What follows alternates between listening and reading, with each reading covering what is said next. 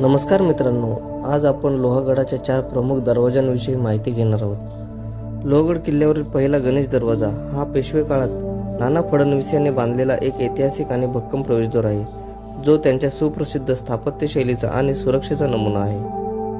हा मजबूत दरवाजा हत्तीचा हल्ला रोखण्यासाठी अणकुचीदार लोखंडी खिळ्याने सज्ज आहे. दुसरा नारायण दरवाजा हा सुद्धा विशेषतः नाना फडणवीस यांनी 1789 च्या सुमारास बांधलेला एक महत्त्वाचा आणि मजबूत दरवाजा आहे. किल्ल्यांच्या संरक्षणासाठी बांधलेले 4 दरवाजांपैकी एक असलेला हा दरवाजा. तिसरा दरवाजा हनुमान दरवाजा हा गडाचा सर्वात प्राचीन दरवाजा मानला जातो, जो ऐतिहासिकदृष्ट्या महत्त्वाचा आहे. या दरवाजाच्या दोन्ही बाजूंना शर्वाच्या प्रतिमा म्हणजे पौराणिक प्राणी कोरलेले आहेत. चौथा महादरवाजा हा या दुर्गम किल्ल्याच्या अभेद्य संरचनेचा मुख्य भाग आहे.